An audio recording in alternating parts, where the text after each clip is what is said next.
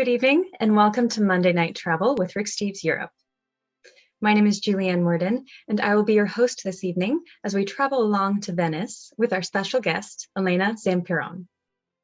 And now, without further ado, it is my pleasure to introduce our guest for this evening, Elena Zampiron. Ciao, Elena. Ciao, Julianne. Buonasera. Hi, everyone. My pleasure. Well, it is my pleasure to have you here tonight, Elena. And where are you joining us from? I'm in Venice, of course, on my island. And Elena, I feel like you're almost a mystical guest because where were you born and where did you grow up?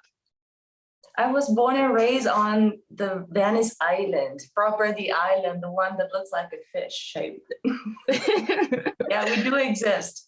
Yes, that's kind of what I thought when I learned that you were Venetian. I was like, a Venetian? You know, there are still Venetians. So I'm excited to have Elena here because she can share with us the local side of Venice that only a Venetian would know. So I'm very excited. And what time is it, Elena, where you are? 3 a.m. in the morning. And I'm still awakened for all of you. And it's raining outside now. It's pouring. Wow, man. Wow. I'm glad you're inside cozy with us. Yes. And Elena, how did you become a tour guide or what drew you to becoming a tour guide? Maybe I've always wanted to travel since when I was very little. And by the time I was attending a middle school, I've been doing some exchanges to Germany and to England. And that maybe gave me the idea to maybe travel as a job. That was a great idea. Yeah, I think it sounds great. And Elena was just telling Lisa and I before the show that she's still giving a lot of tours in Venice. So we'll hear about Venice in the past, we'll hear about Venice today, and then maybe even what Elena thinks Venice will look like in the future. So we have a great show in store tonight. And to get started, we are going to show a little map that our video editor Zen put together for us, just showing where we'll go. And then we'll dive right into the show. And it's Rick standing in some hip boots in the Venetian lagoon, talking about the birth of Venice. And Elena, did you say you have your own pair of boots or you had to wear them growing up? Yeah. I do have them. I have any kind of boots, higher the knees, lower the knees, and hip heights. Yeah. Yeah. Necessary Venetian footwear for the floods. Yeah, no. Yeah. All right. Well, let's get started with the map from Zen, and then we'll dive right in with the birth of Venice in the Venetian lagoon. Here we go.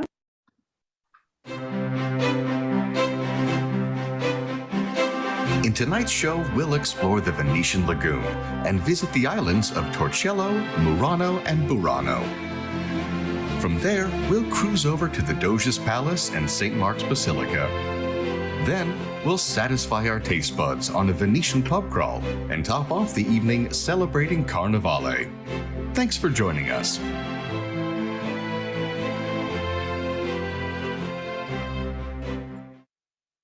Venice was born in mud like this. After the fall of Rome, farmers on the mainland, sick and tired of being overrun by barbarians, moved out into this lagoon, hoping the barbarians didn't like water. From that humble beginning was born one of Europe's great cities. And by the 13th century, Venice had become the economic and military superpower of Europe.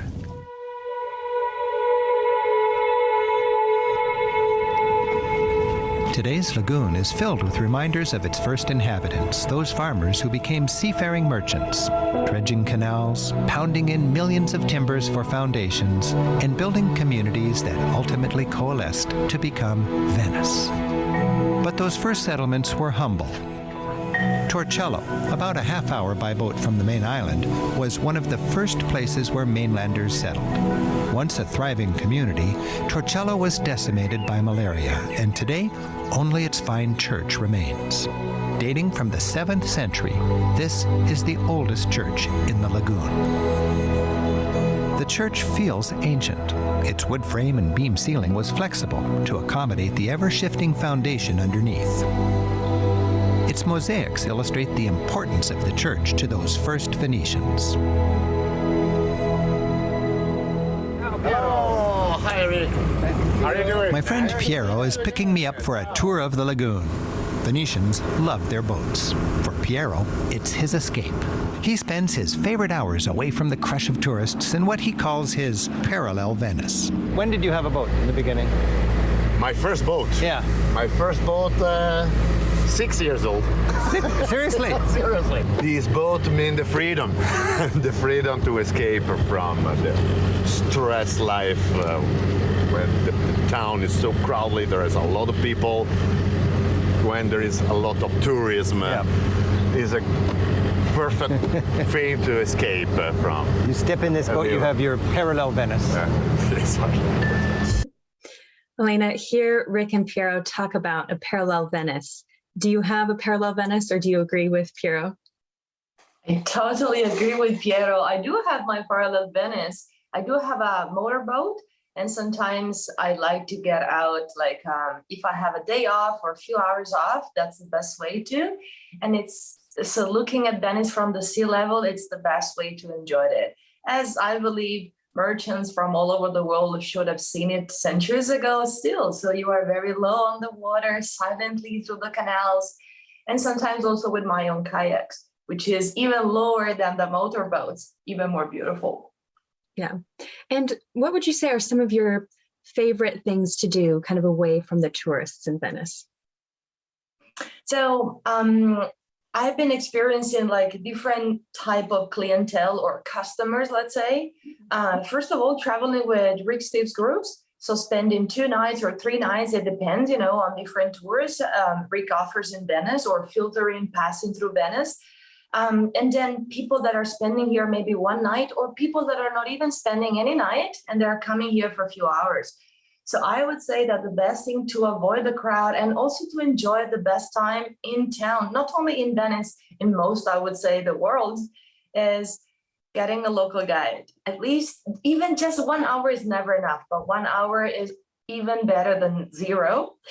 To avoid the crowd, to get the best tips, even to then learn how to navigate on your own, maybe later, and also skip the line tickets. That's the revolution. That's the best way. Otherwise, if you maybe didn't plan anything, you can just waste your time in town, getting bored, stressed, and tired. Sometimes it's hot and you don't like it. So that's the best way to avoid the crowd and visiting what you want. Mm-hmm. Yeah, those are excellent tips. It's amazing how a local guide, like Rick always says, can just bring a place to life. And I think especially Venice, that can get so crowded. Yeah, definitely. Yeah. And what would you say is the best time to visit Venice to avoid those crowds? So in terms of months of the year, I would say off season, which is a very interesting expression because I would say that it doesn't exist any longer. Yeah. But let's say November, December before Christmas, and then January before Carnival, and maybe before the season starts, March and April. So we do not have the cruise ships any longer docking in town, but we still have a lot of groups coming from cruise via shuttles back and forth. And the school trips. Now it's the time of the year of a lot of students, which is nice, but of course that's plus a lot of people around. So I would say November, December, January, and February. And what would you say is the ideal amount of time to spend in Venice if you want to enjoy Venice and the neighboring islands? At least 2 days, that's the minimum. So 1 day is never enough. And 2 days is just the extra minimum for visiting like the streets of Venice and some museums from the inside, and maybe having the right few hours morning or a full day afternoon to go to the islands because it requires time. Mm-hmm. Well, let's continue on and let's go visit some of those islands with Rick, and then Elena has some of her own photos to share as well. Here we go. The lagoon is protected from the open sea by a string of low-lying islands. Until modern times, the city was accessible only by boat. Then, in 1846, this causeway, with train tracks and a highway added later by Mussolini, connected the city to the rest of Italy. Well-marked channels are dredged through the shallow lagoon. Boats of all kinds shuttle back and forth. Our next stop is Murano. Venice is famous for its glass, for centuries blown here on the island of Murano. A 13th century law restricted the dangerous glass furnaces to Murano to prevent fires on the main island and also to protect the secrets of Venetian glassmaking, historically vital to the local economy. Today, glass is still big business as tourists come here in droves. While savvy shoppers know that cheap knickknacks are most likely from China, the venerable art form is alive and well, as you'll see in some of the elaborate showrooms. You can witness the traditional mastery of this craft in adjoining workshops, which welcome the public. These artisans are from families of glassblowers which go back many generations.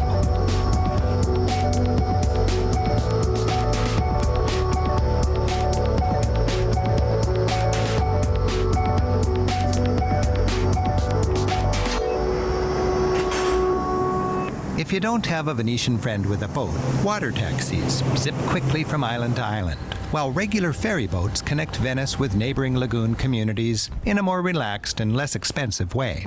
Our next lagoon stop is Burano.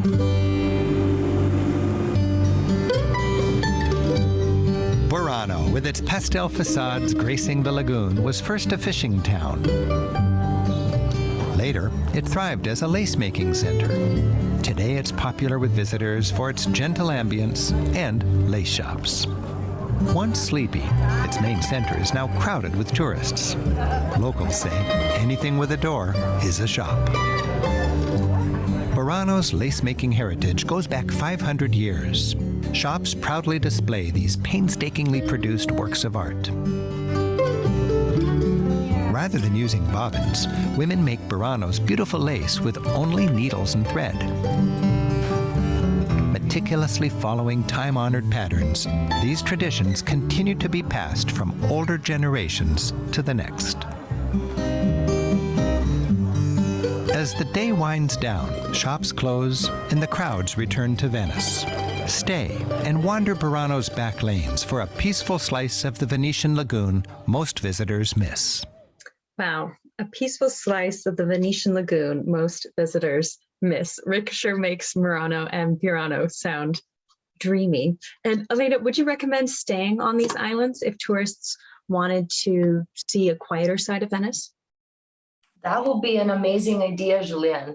So if, let's say, tourists or visitors in Venice spend 3 or 4 nights, maybe they can go very late in Burano would be, because, you know, the summer sunset in Burano, like around 7:30 in July, when it's really hot, it's fantastic because, you know, the temperatures cool off and the colors have a different intensity.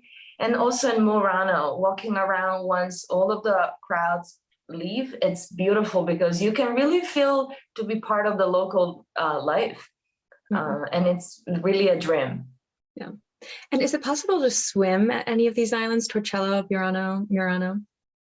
That's a very good question. So usually swimming is never allowed around the fish shape of Venice. But as you asked me about around Murano, Burano a little bit more, and Torcello definitely. There are in the summer a lot because it's far off. It's closer to the mainland on the northeastern part of the lagoon. So there are less motorboats and the water is not as polluted as, of course, in Venice. So yeah, swimming is okay around the peripheric lagoon, not in town. Oh, not diving into the little tiny ways in Venice, yeah. And here we have some of Elena's own pictures. And Elena, can you tell us what is going on here? Yeah, this is one of the many masters we have in Murano Island left, actually. So there are different techniques, of course. So for example, this guy is holding the long cane and he's applying on the very hot surface all of these little pieces, we call them morine, all the way around the surface. Then in the video, Rick showed us a guy with a sort of a vase with a lot of curves, but the curves, just by spinning around, the gravity does it. So people think that it's easy because once you see them, they do it like in 5 minutes, they create the horse, a vase, a glass. So there is a talented technique and a crazy skills hidden behind. They're very good at what they do because, and on top of it all, there is no school. So you learn on the spot. You steal with your eyes throughout your childhood. You start as an apprentice. And then later on, you make your way through to be a senior, talented master. Ooh. And yeah, from what I know so far, there are 58 furnaces left active in Murano, most of them run by families. Some others join like a community or an associations of multiple families together. And they are all offering glass demonstrations for free. Oh. Wow. So is it pretty easy then for tourists just to, do they need to reserve one of these or can they just kind of walk in and see what time they're available? Usually, I would highly suggest to go, let's say after lunch. So at least most of the groups or the organized tour that are going there in the morning, at least they leave. So you enjoy lunch, maybe in Murano. You enjoy espresso to clear your mouth. And then later on, you can make your way into one of the furnace.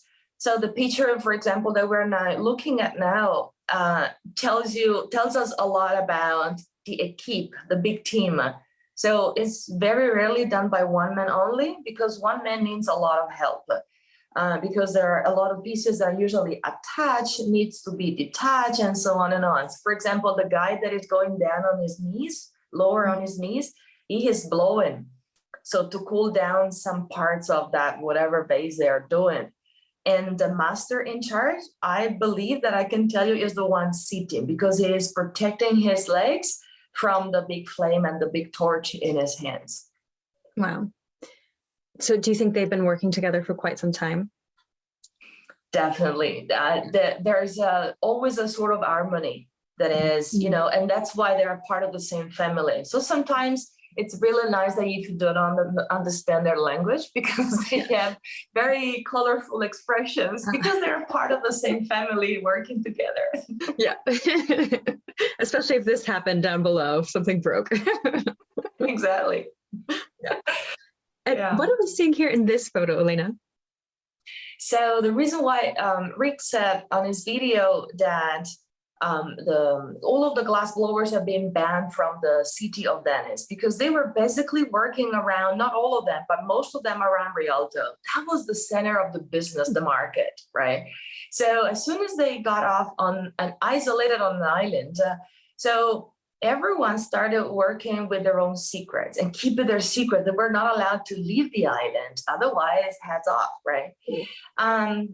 After later on throughout the centuries, after the Republic, the Venetian Republic was over, the only thing that actually is still left in town had been the beads and the pearls worked by women, So this is a technique that allows people now with modern tools, so you can regulate the intensity of the torch and so on. But that at least, you don't need a big oven. You need simply a mini fire.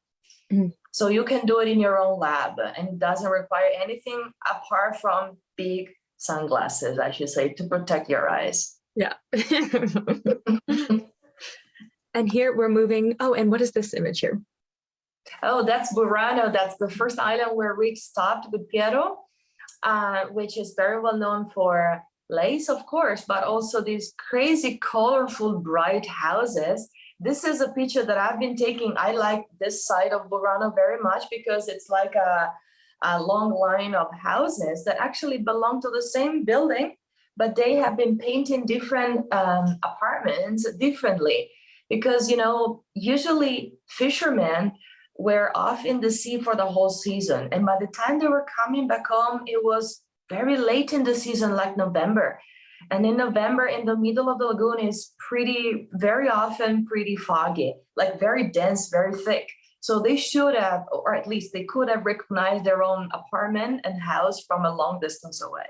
Well, I love this picture too for the bright colors, but also because you can tell that people live here.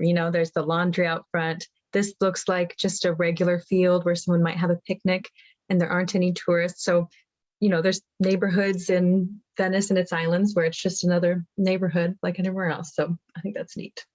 Yeah, and well, Burano is pretty dense by local. There are a lot of local elderly women with their families still left because younger generation than mine even, I mean, they don't want to live on an island of the island of the island. Burano is pretty far away from Venice. So pretty far away from the train station. It's actually closer to the airport, but you should go there by boat.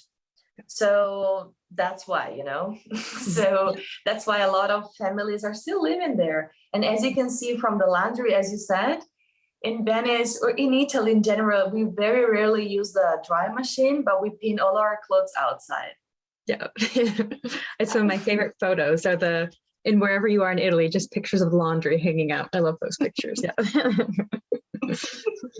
And you mentioned lace on Burano. Is this what we're seeing here? Exactly. So always for the same reason why most of their husbands were leaving for a long month. All of the women, they had no electricity before the 1900s, no heat, no air conditioning. So they were choosing one house at a time, and they were all gathering around the fireplace or around candles, and they were all working together. In this specific picture, you can see like people working at their own little piece.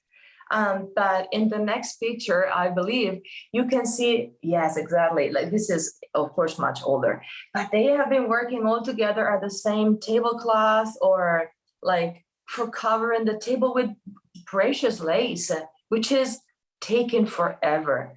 And they still continue. It's a great technique. Of course, it's time consuming and very expensive, but it cannot be compared to something really cheap.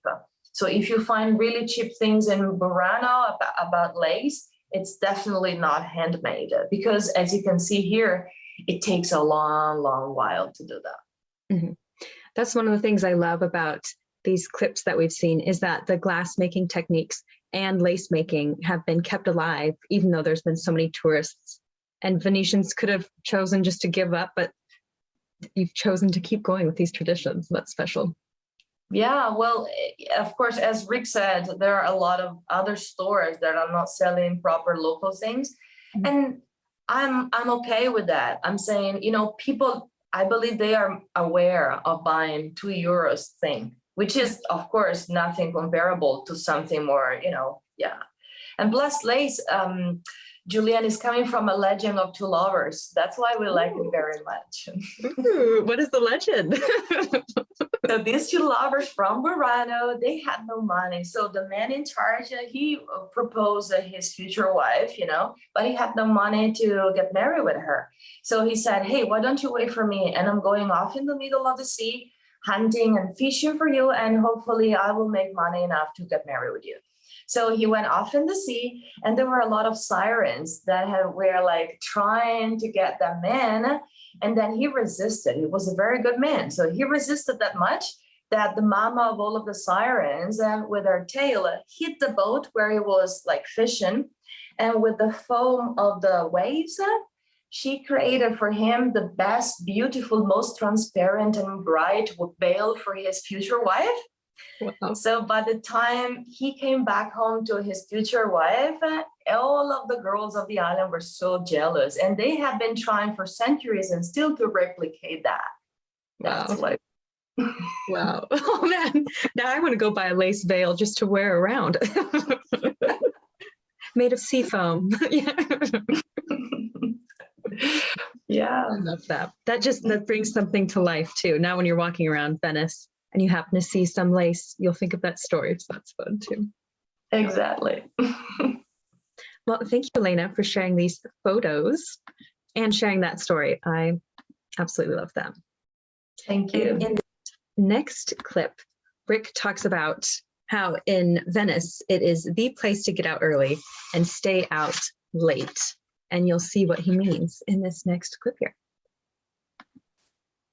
Venice, more than any other city, is the place to get out early and stay out late, to be swept away. On every square is a surprise, and around each corner is an excuse to savor the unique charms of the city. But all that magic sits on a practical foundation of political and economic might.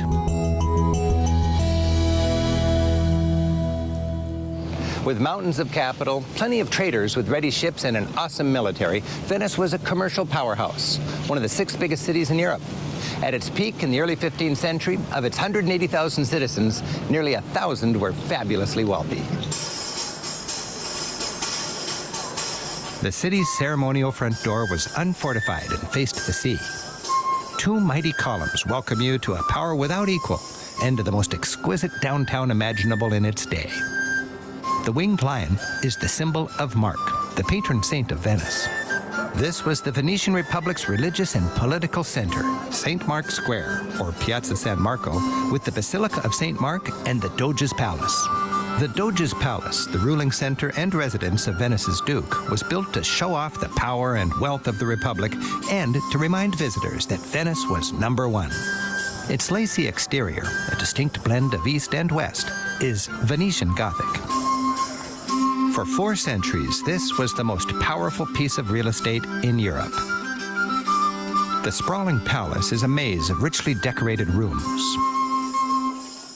Here in the Doge's lavish apartment, a map illustrates the reach of the Venetian maritime empire, which stretched across most of the eastern Mediterranean.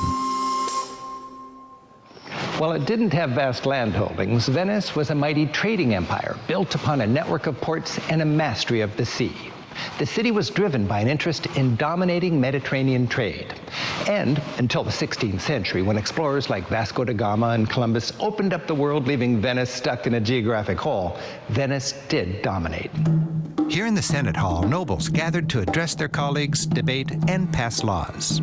Glorious paintings throughout the palace reminded Venetians of their heritage and their divinely ordained greatness.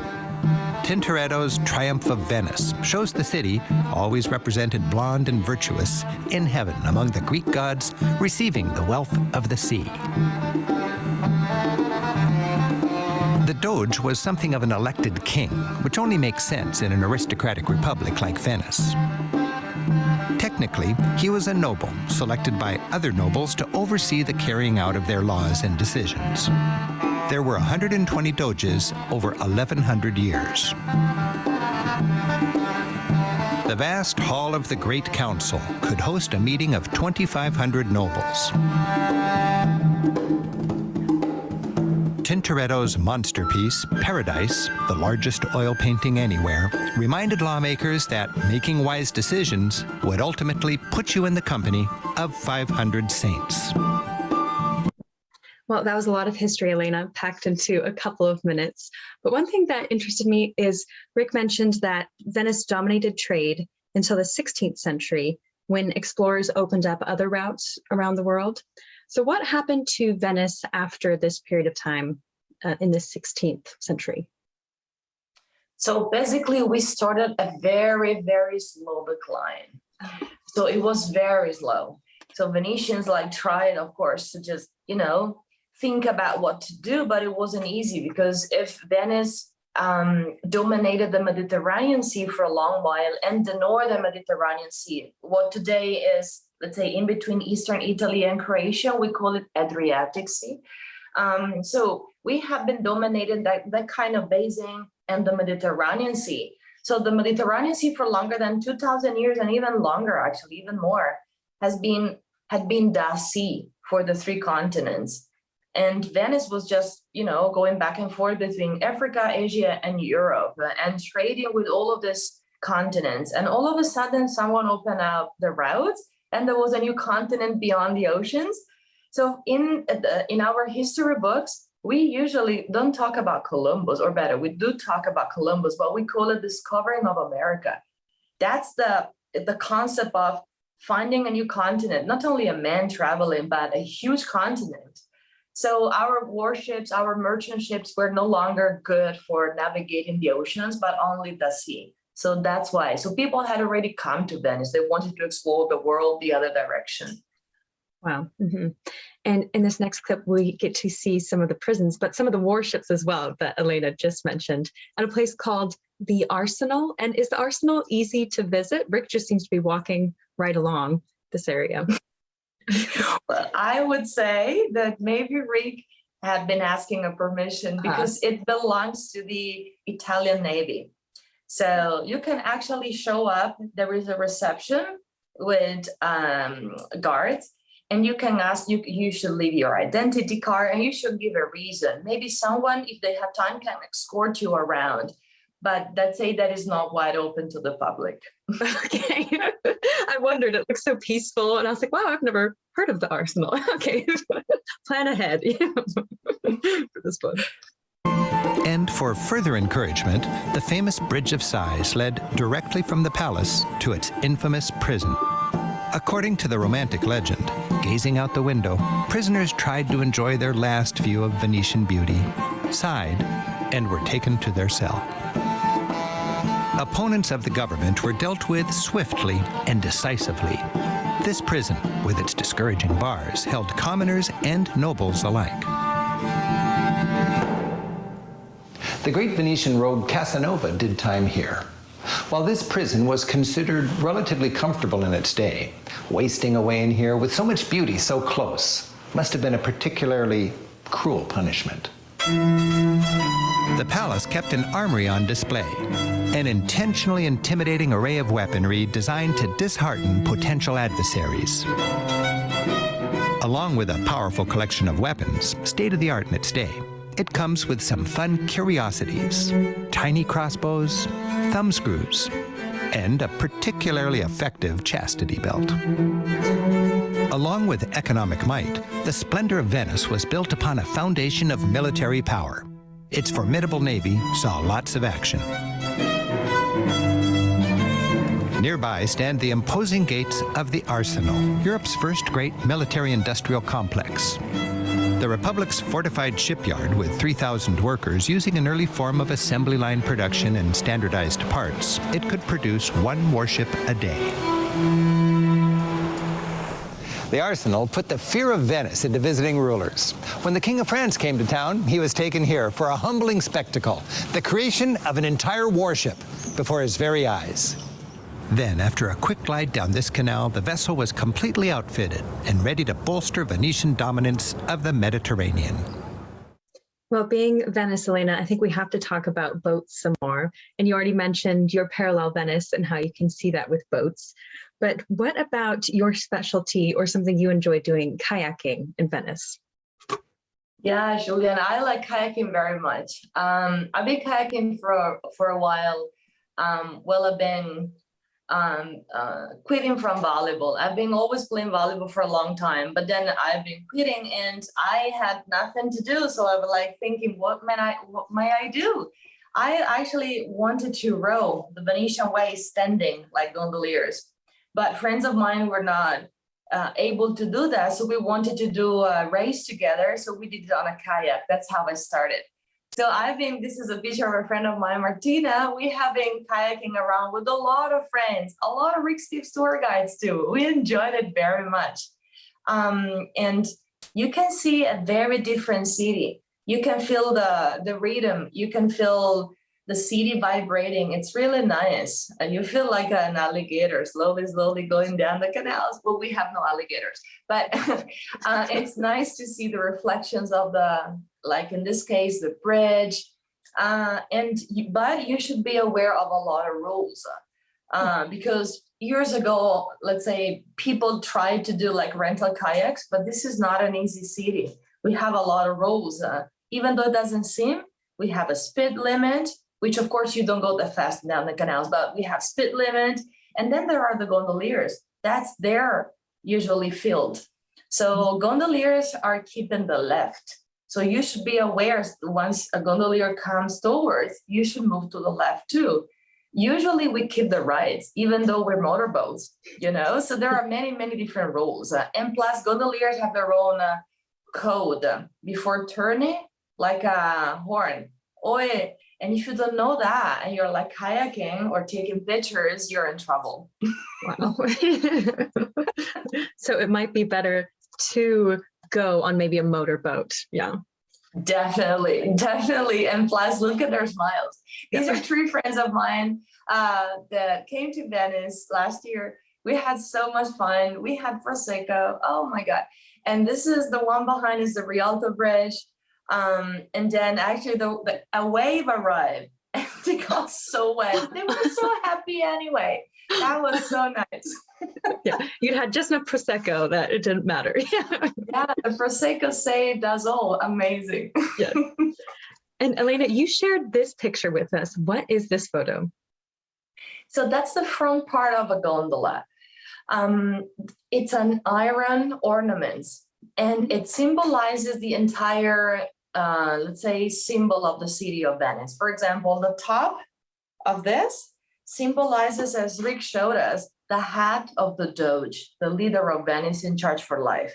The underneath mini arch is the Rialto Ridge. Yeah, then the 6 teeth, 1, 2, 3, 4, 5, 6, the big one, the wide one, are representing the districts of Venice, shaped in the V shape of the island. Then La Giudecca is an extra island. We call it the moustache, the extra moustache that is framing the island at the bottom. So we don't like it on our side because it doesn't belong to Venice. So we put it alone on the other side. That's the extra tick. And then there are 3 inner decorations, 3 inner thick decorations. Those are the Northern Island, Murano, Burano, and Torcello, the one we just visited together. And from the top all the way down to the bottom, that's the S shape of the Grand Canal. Wow. And is this the same on all gondolas, or is this just this specific gondola? So all of the gondolas should have this piece. Sometimes they do not have the inner teeny tiny decorations of Murano, Burano, and Torcello, but this is a very, it's required because it balances the weight of the back. And also it helps us sometimes not only rowing the boat, but also kind of sailing. It's such a long boat, so it needs to be very well balanced. So this is a must. Wow. This is one reason I love local guides. You just brought to life something I just thought looked cool. And now there's so much symbolism within this. And so that's just, it's like a scavenger hunt next time you're in Venice, just to be able to see this, understand what it represents. And Elena, I think you have something called a forcola. Is that how you pronounce it? This evening? Yeah. Hold on. Sorry. Here we go. Ooh. I'll stop the screen share so we can see. Wow. It's huge. It's a big piece. So my uncle carved it for me. And now I can even show it to you. Hold on. Oh, this is really heavy. So look at this. This is the base of it. Oh, wow. And at the bottom is written con amore, with love, to Elena with love. So this is the brother of my mom, and we have been rowing many times together. So he carved it for me. And this is actually, I can compare it to the ones who have never seen it before, or who don't, you have no idea if from which side of the gondola you fix it or you place it. It's like the gear of a car. Every single little curve gives you an idea of the speed, more or less. It's not that true, let's say. So the gondolier gives the right speed, but the position tells you how fast you can go, or even going backward. So we call it the bites because they are biting the oar. So these curves are the bites of the forcola. And this is a piece of ornament in our Venetian houses, if you do have it. Oh, wow. That's amazing that your uncle carved it as well. Yeah, very much. Plus he's a man and very, so with love, it's just, woo.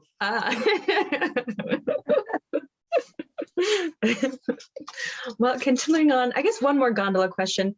Do you think it's worth it going on a gondola ride in Venice these days? Yes, Julianne, definitely. Especially, I've been hearing a lot of people just walking down the streets saying, it's very touristy, I don't want to do it, and it's very overpriced. And I understand, and I do respect that. But for us, so I haven't got married. And this is not the point, but the point is, if I haven't got married, it means that I have never joined a gondola ride with my partner. Because if we do that, we do it only once in our life, which is the day of the wedding. That's the value we give to the gondola here in Venice. It's like a lima on the day of the wedding. So the gondolier dress up by white entirely, and then he put white flowers on the front of the gondola. So you hire your man for the whole day. So he's rowing to the closest canal to the house of the bride. It ties it up, it gets off, he rings at the bride's bell, he waits, and then the bride gets on, the papa gets on, the photographer gets on, and then he rows you to the front of the church or the front of the city hall. And then the just married couple, they join their one and only gondola ride of their life together. So if you think about this value, you might want to do it right. Yeah. Wow. I love that tradition a lot more than the US tradition of putting tin cans on the back of a car and writing "just married" on the rear windshield. That's also a fun tradition, but I don't think it can live up to your once in a lifetime gondola ride. Well, you know, I've always seen that in movies. I love that too. Yes, yeah, it is fun. Yeah. Yeah. Okay, well, let's and go ahead. Also, Julian, there is the traghetto gondola, which is very cheap compared to an entire 30 minutes gondola ride, which is like taking a shortcut. And that's usually very crowded, people on a gondola, and that's rowed by 2 men. And it's just €2 per person. And that helps you to cross the Grand Canal back and forth.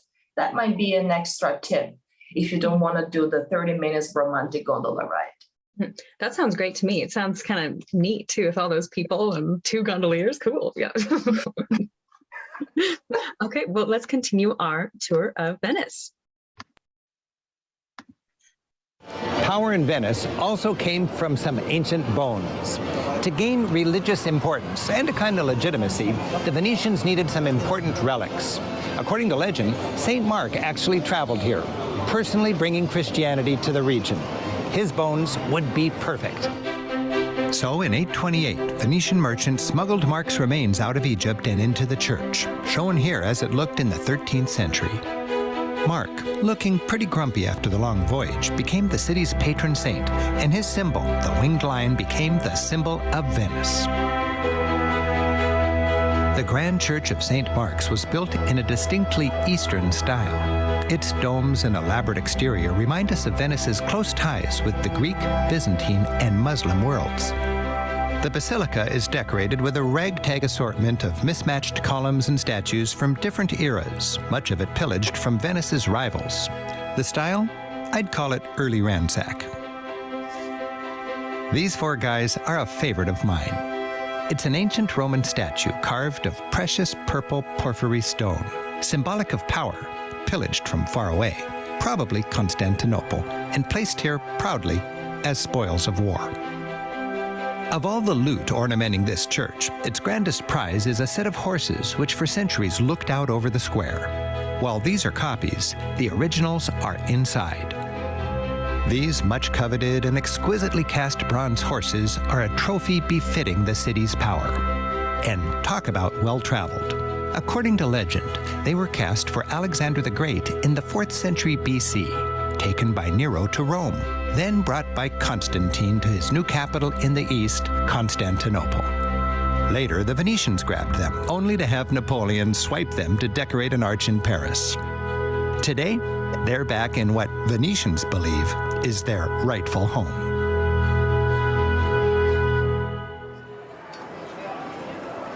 The church is covered with glass and gold mosaics, and in good medieval style, they come with religious lessons. The entrance hall features an elaborate and cohesive series of Old Testament scenes. The creation dome tells the story of Genesis with Adam and Eve and the original sin.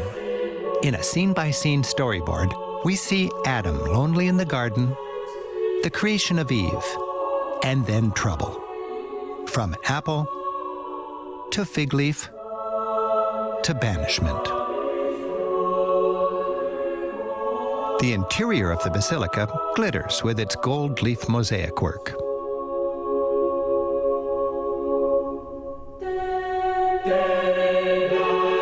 The remains of St. Mark lie beneath the high altar. The Pala d'Oro, or Golden Altarpiece, is a medieval masterpiece. Its stunning golden wall of 250 painted enamels features prophets and saints, and at its center, Jesus as the ruler of the cosmos. All this precious art is carefully maintained in the church's mosaic workshop. As they've done for 1,000 years, artisans here are patiently restoring a damaged piece of mosaic. They're cleaning and resetting old stones and cutting new ones as necessary, all according to the exact medieval original. St. Mark's Bell Tower, or Campanile, soars 300 feet over the square. A tower has stood here, like an exclamation point proclaiming the power and greatness of the Venetian Empire for 1,200 years. Today, an elevator zips you effortlessly to the top to enjoy a commanding view. From here, you can see how Venice is an island lying in the center of a vast lagoon. Surveying the domes and towers of the city's skyline, it's amazing to think that all this sits on a foundation of pilings, millions of tree trunks driven deep into the clay. For an ear-shattering experience, be here at the top of the hour. I love that scene of Rick next to the loud bells. There we go. And Elena, seeing the inside of St. Mark's with all of the mosaics and the gold, tourists are often awestruck by this site. But I'm curious, what does St. Mark's mean to you as a Venetian? So St. Mark's is everything. It's not only the Basilica. So I came to know by guiding around that people is like, we booked St. Mark. And the first time I was like, what do you mean? Did you book San Marco? It's our patron saint. So by extension, everyone means the Basilica, but for us, the St. Mark's doesn't really mean the Basilica. It means everything. It means St. Mark's Square, St. Mark's Bell Tower, St. Mark's flag, St. Mark's everything. So St. Mark's is actually 5 days ago, April the 25th. It was a day of St. Mark's on the calendar. So we usually celebrate it with a service inside the church, the Basilica, and then every man of your family is required by tradition to give red roses to the women of the family, and we call it the blooming part of the rose, il boccolo. And San Marco is the lion. I've been playing volleyball, as we were saying, and the lion was on my official t-shirts. It's the symbol of the city, way more than exactly. That's the flag of Venice. Yes. So the Doge, for example, of the Doge's palace, as Rick said, he was a sort of king, even though he was the president on top of a republic. So we have never depicted the Doge because the Doge would have died. Sooner or later, he would have died. And he was not like timeless as the lion, which is the biblical representations of Mark. So we got Marco everywhere, and it's with wings and the open book. Wow. And can you walk us through here some of the symbolism in this flag? Some of it is similar to the piece of the gondola you showed us earlier. Brava, that's exactly. So these are the 6 little pieces of the gondolas, which are the districts. So usually you say quarters in town, but quarters are come usually from 4. So these are districts are 6. We call them sestieri. So these are the sestieri of Venice, Canareggio, Castello, and San Marco on the northern part of the Grand Canal, San Polo, Santa Croce, and Dorsoduro on the south. And that's what it is. And then, of course, the Golden Lion on a background of dark red, which is remind us to the color of I believe, the toga of senators of our Venetian Republic. And do you know what it says in the book that the lion is holding? It's Latin, and it said, Pax tibi Marce, Evangelista meus. Peace to you, Mark, because you are my evangelist. It's a sort of slogan that Mark, while he was maybe what we believe 2,000 years ago, rowing in the middle of this wide lagoon without Venice existing at that time at all, he had a dream. And an angel told him, Marco, you're going to be the patron saint of this place in the future. So that's why he came back. Actually, not on purpose, but we stole the body of Marco in Egypt. That's what we say. And when I guide, I usually say, we brought him back to the place he belonged to. It was not a stealing. Wow. Well, I think you gave him the coolest symbol too. A winged lion doesn't get much better than that. Yeah. Yeah, it's a symbol of a lot of flags, of course. It's usually is the king of the savannah. If you don't want to talk about Christianity, right? So in mythology, it's the symbol of strength. Here, it's San Marco. Well, I think one of the most other neat things about Venice is some of the food, because you do have some great food there. And so first we're going to see Rick exploring some of this in Venice, and then Elena has some dishes to share with us as well. And so let's take a trip kind of bar hopping with Rick and Alessandro. For a break from sightseeing and a fun meal, explore the back lanes and pop into a bar serving cicchetti. That's the uniquely Venetian hors d'oeuvres. This is a great way to try a variety of dishes. With a good regional wine in a rustic setting, you can eat cheaply and make new friends or enjoy old ones. Alessandro's joining us to give our nibbles some meaning. So what is cicchetti? It's a small bite, that you normally have when you have a glass of wine with a friend. And it can make a small meal. If you keep going for 3-4 bars, yes. Because you can't drive a car in Venice, it's perfectly suited to bar hopping like this. This is chiquito. A little thing that you grab with the hand has to be finger food, with your fingers, with your wine. Finger finger with your wine, Chiquito. You help yourself. One for you, one for me, a little for you, a little for me, and they try. You see, look, That's a good one. That's good. Alessandro says it's all right to just point at what you want, but your selection will be limited to what's fresh from the market that day. When you come here to the bar, you have to order what they find in the market in the morning. It has to be fresh. So this is representative of what Francisco found in the market this morning. Yes, to find it in the market in the morning. Eating cicchetti is a tasty opportunity to try something new and unusual. This one, they are cooked in the oven. You grab the sardine from the tail. By the tail. By the tail. And you eat it just in one. They are fantastic. Dopo di me. Look at that. They're fantastic. You see them? Oh, that's an explosion of taste. Yeah. But don't forget, according to Alessandro, you only eat cicchetti so you can have more of the main course. Wine. Well, Rick said there to have more of the main course, wine. But Elena, you have another drink for us tonight. What do you have? I do have, yes, I have Aperol spritz. Well, I understand, Rick, wine is always the way to go, but if you want to have like a longer drink, that's what I made with Aperol. That's a spritz, and it has olives inside, and usually orange. I forgot it. I'm sorry. I didn't have it in my fridge tonight. But Julianne, just asking randomly, do you think that spritz is a Venetian word? No. Oh, brava. No, it's not.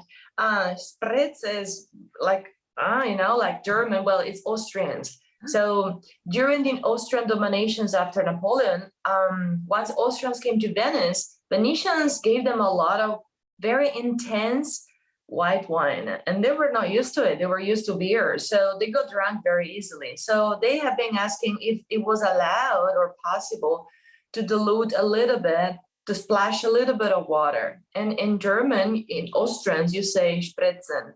That's how it started. And even though right now, we have been adding a lot of Aperol, Campari, Cynar, Select, a lot of different, these are infusions of herbs that change the color of the drink. But let's say at the time of my grandfather, if you were getting into a Baccaro asking for osteria, asking for a spritz, they were giving you simply soda and white wine. I'd never thought of it before that spritz didn't sound Italian, but I knew it was super popular in Italy. So that makes sense. Yeah. Yeah, because in 2014 or something like that, it got branded by the International Bartender Association. So it became a brand. So earlier than that, it was just the name and you maybe spread around Italy. But later on, now it's international. That's why everyone knows about Aperol Spritz. Wow. Yay. And what are some of the food dishes that you have? Are you sure? Yes. I got this. Ooh. So let me put it closer. So this, the one that I'm holding, hold on. I don't know if it's gonna break. This is a tramezzino. Tramezzino comes from tramezzo. So in between, which means in between lunch and dinner, like a snack. And this is very adventurous because I like it. So with shrimps and salads, but usually the very common one, the traditional ones are tuna and eggs, ham and eggs, or artichokes and some different sauce. You can put everything you want inside. The other one instead is the chiquetto, more common chiquetto, sorry, hold on, with bacala, mantecato. Mantecato means very well churned, and bacala is cod. So this arrived, of course, not from Venice. We don't fish cod in Venetian lagoon and or even in the Mediterranean Sea. This is coming from Norway. So in 1432-34, Venetians got lost. And for whatever storm, their boat flipped, they fell in the water, and they have been saved by people of the Lofoten Islands. So that's where they have been seeing this cod, like frozen upside down, very stinky. And then by the time they came back home, Norwich people gave them a lot of cod, and Venetians started to like treating them. And to make it tender, they like churn it with a lot of sunflower seeds oil. And there is no cheese, no flour, nothing inside. It's just very good cod and very good. Wow. And would you say it's pretty easy for tourists to go and have cicchetti like Rick was? Yeah, definitely. So they're everywhere. Now it became like very famous, and like, like usually I tell people it's similar to the idea of tapas. So tapas are more international, but please don't say tapas in Venice. Yeah, they can kill you for that. So tapas, we've never been conquered by Spain. So that's why it's the idea of the finger food. And since we love in Italy, of course, to chat a lot and to eat and to drink a lot along with it, we usually go for one finger food. So one chiquetto, one glass of wine, and then cha-cha-cha-cha, and we move to another place. One more finger food or maybe two to absorb the alcohol content of the wine. So you can drink and carry on much longer. Oh, and you would want to in Venice to spend as much time enjoying as you can. Yeah, there are no cars. Yeah. Life is easy. And in the next clip, we hear Rick talk about the history of Carnival, and then we see some Carnival celebrations in Venice itself. And Elena, would you say it's easy for tourists to participate in Carnival if they're in Venice at that time? Yes, but pretty easy, because the Carnival, unless you want to book, and you should do it way ahead of time, like 1 or 2 years in advance. If you want to book for private parties into very elegant palaces, you can. But the Carnival is out in the streets. If you walk around St. Mark's Square, you can take pictures of tons of beautiful masks that are simply people, even from abroad, French people, German people, Brits people, a lot of them that are coming for the week and renting their costumes simply for walking around the streets and, being famous. Yeah. Well, this next clip is from Rick's Easter special. And so he talks a little bit about the history and then about Carnival in Venice. So it's kind of fun to get a foundation for where it came from. Here we go. While Christians have celebrated Easter since ancient times, the festival itself actually has pre-Christian roots. And it's no coincidence that it happens at the start of spring. Like Christmas replaced the pagan festival of Saturn in the dead of winter, Easter likely replaced the celebration of Ostra, a pagan goddess of spring. It was a time of renewal, birth, and fertility. Imagine the bleakness of winter in ancient and medieval times. The despair, the short days and long nights, barren fields, the hunger, and the cold. Imagine the need for a promise that summer will return, and the joy when finally the fields spring to life and once again bear fruit. Imagine also the comfort in knowing that God, or the gods, had not abandoned you and your family. Rituals, whether Christian or pagan, gave people hope, reminding them that the darkness of winter is always followed by life-giving spring.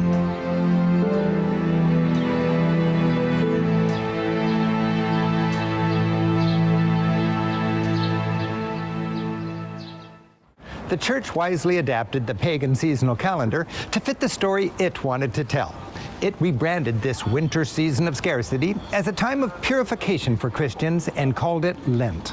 But before the deprivation of Lent, there was a rowdy period of anything goes. And this hedonistic fling is Carnival. Perhaps the most famous European carnival festivals are in Venice. Venice, in the quiet of winter, lives up to its early name, La Serenissima, the Serene Republic. Visitors at this time of year bundle up and enjoy the city's chilly embrace. And each winter, Carnival casts a spell on Venetians and visitors alike. Following a tradition that originated in the 13th century, the city slips behind a mask of anonymity as Venetians promenade, pose, and pretend they're someone they're not. Authority is challenged, rules are broken. The goal?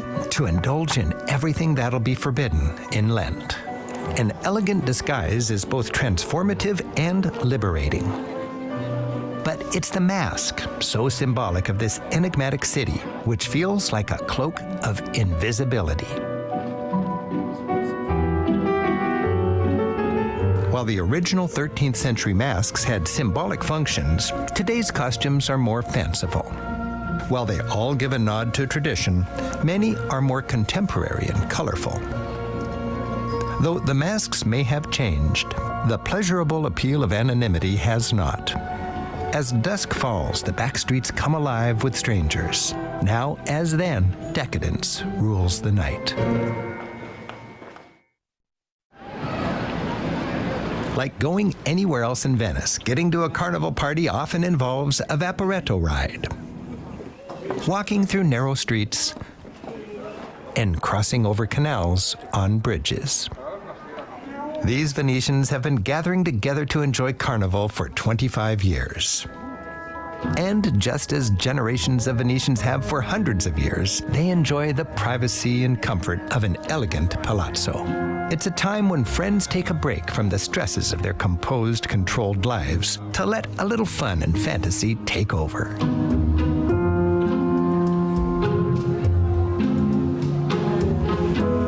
In another palazzo off the Grand Canal, guests enter into a surreal world that could have been lifted right out of the 16th century. Welcome, dear guests. Welcome, all my friends. Behind their masks, people from bankers to bakers are equal. Tonight, no one knows who's who, and reality seems a distant dream. As it was centuries ago, what happens in Venice stays in Venice.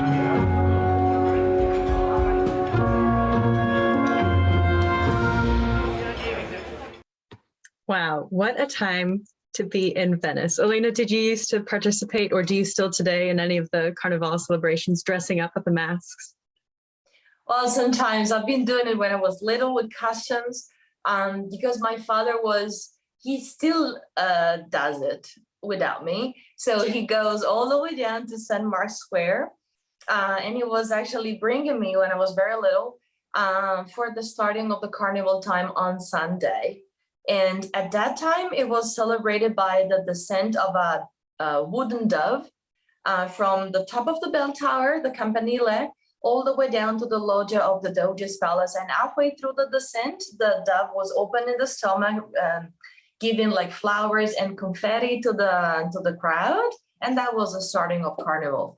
Now, we don't do that dove, La Colomba, La Colombina any longer, but we do it with a real person. From the opposite side, since the descent will be way too steep, we do it on the opposite direction. So the descent is a little bit more gentle onto the Carrara Museum side where the squares opens up. And it's, of course, like VIP people of the year. Like years ago, we had a swimmer, Federica Pellegrini, who won the Olympics. Next year, a DJ, another time a model. So they are very well hung on a wire and they go all the way down. And that's the beginning of Carnival. So for me, when I was little, that was my Carnival, dressing up with costumes, and later on with teenagers and friends, going around having fun. That's it. Oh, okay. I kind of like the wooden dove version. That's kind of a neat tradition. Yeah. But it's funny with people. Yeah. Well, Elena, thank you so much for joining us. We have our Q&A. Lisa's been sending me some great questions. But before we get to our Q&A, we just have our quick word from our sponsor, which tonight it is our Venice guidebook. And so our Venice guidebook is a great resource if you're taking a trip to Venice. This book was updated in January of this year, so it's a great book to take with you on a trip. And Rick has hotels, day tour recommendations so that you can get a great local guide like Elena, so you can have a more fulfilling experience in Venice, and restaurants and hotels, Cicchetti places, so anything you would need. And Elena, our first question, let's see, is from Jessie. And she's wondering, what is one of your favorite memories growing up in Venice? Oh, that's hard. I believe biking and skating and playing volleyball and soccer down in my little campo, which is a mini square. It was pretty easy to do. Nowadays, there are some regulations. Not many campos are allowed for kids to play in.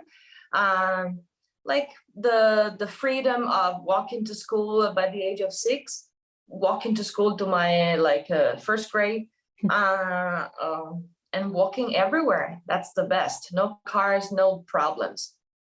Wow. We do have quite a few people wondering how having the cruise ships dock outside of the city, outside of Venice, how has that affected or helped anything? Well, it's a huge winning. It's a big win-win, I should say. So the impact of the cruise ships was not only, pardon me for the term, ugly, due to the visual impact, because it was a huge skyscraper passing right in front of the Doge's palace. But what most of the people that say they have never felt is the vibrations of the underneath. So they have been constantly eroding and eating the underneath of the base of the city of Venice.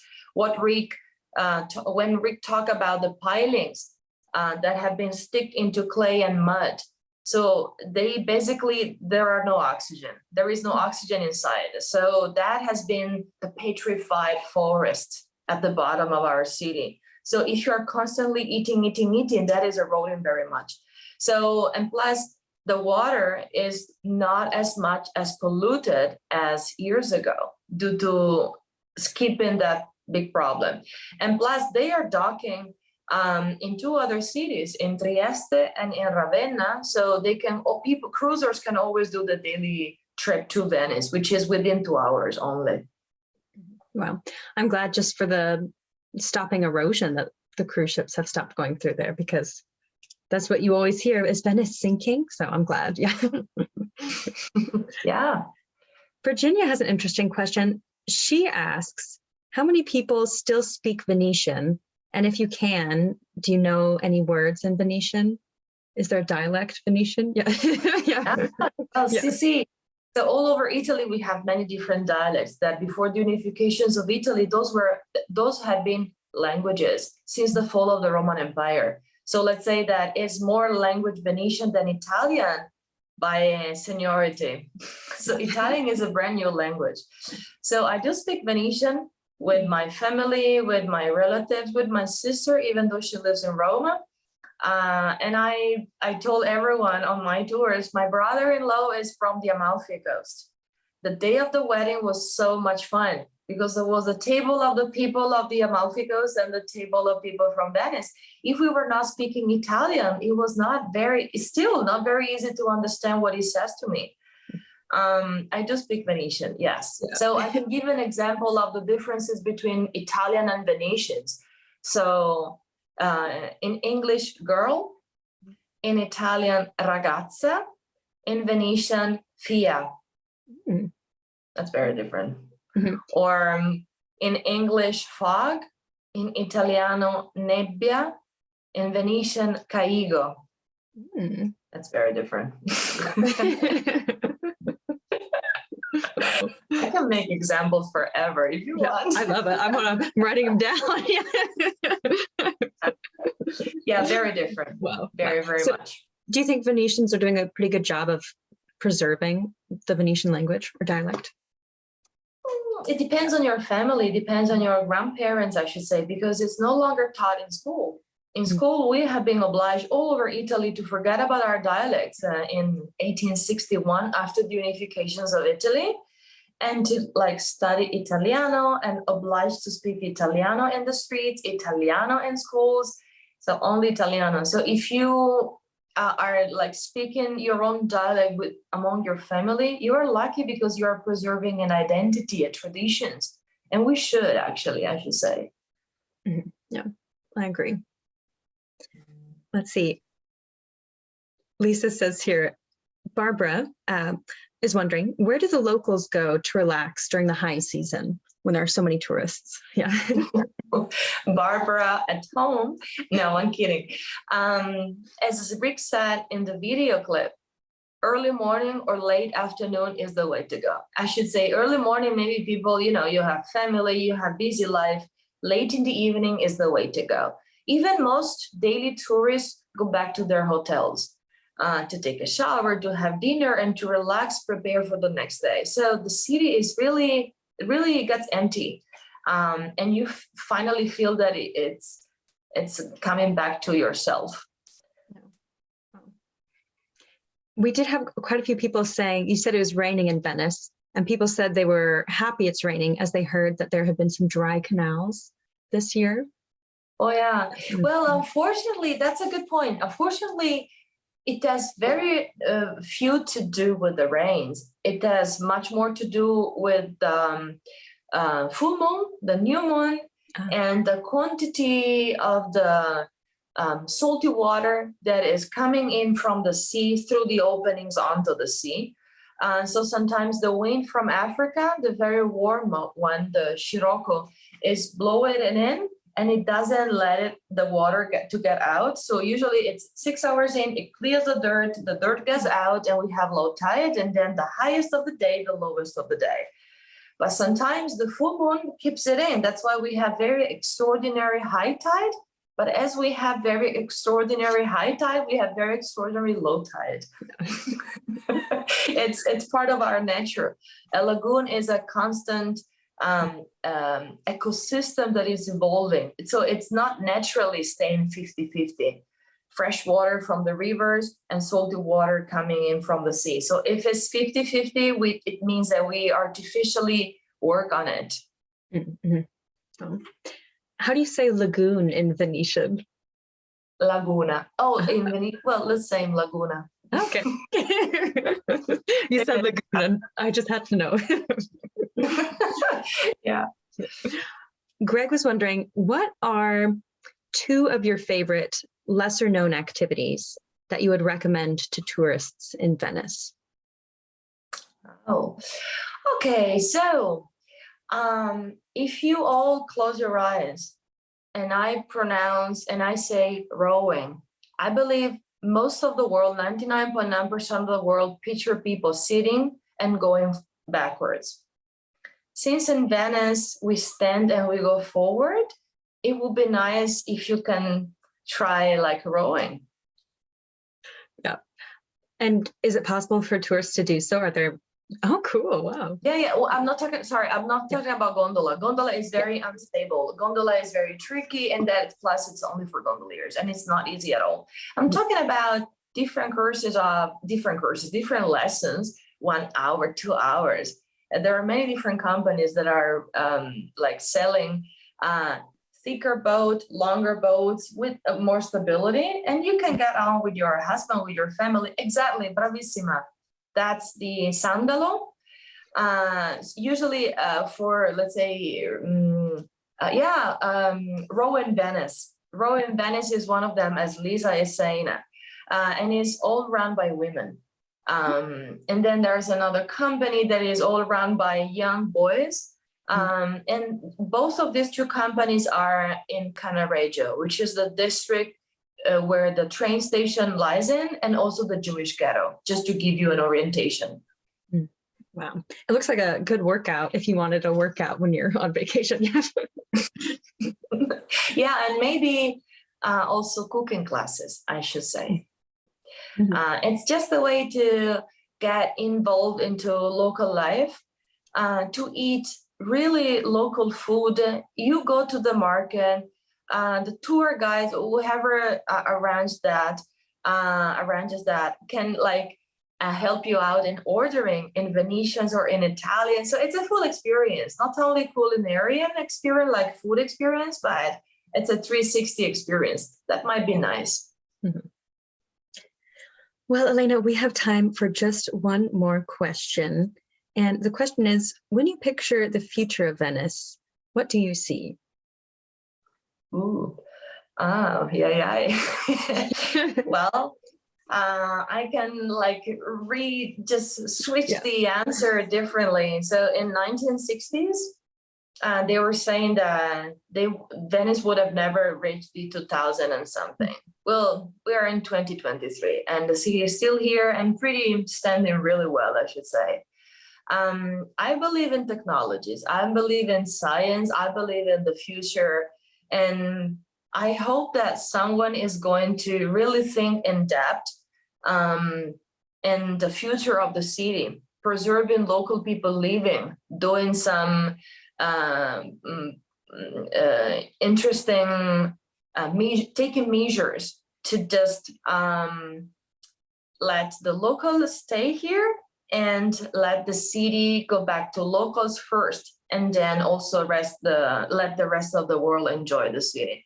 You know, I've been reading an article recently about which is an old story, of course, pumping the city, lifting the city with like air balloon or something at the bottom, lifting it up for not making it sinking or like falling when the tide is too high. Who knows? But I believe in the future, and I believe in the love of people for Venice. No matter abroad, foreigners, local, the love of Venice is just one only, so we should preserve it. I agree. Well, Elena, grazie mille for joining us this morning where you are. Thank you, Julianne. Thank you very much. It's 4:20 a.m. I'm still awake and my eyes are good. Thank you very much. Thank you all for listening. It was my pleasure. Thank you for hosting me tonight. Thank you. Well, it was wonderful having you. I loved hearing from a true Venetian to learn more about Venice. So thank you again. And next week, we are headed to, let's see here. I have to get my PowerPoint back open. Oh, it's the flag. That's where we are. Next week, we have our very own Robin Stensel. She's one of our staff members. Oh, here's some spritz and some more Cicchetti pictures.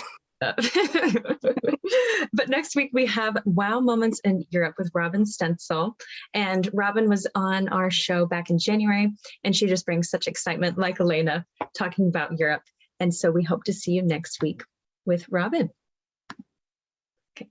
Good night, Elena. Buonanotte. Ciao. Ciao. Good night, Lisa. Good night, everyone. Thank you for joining us.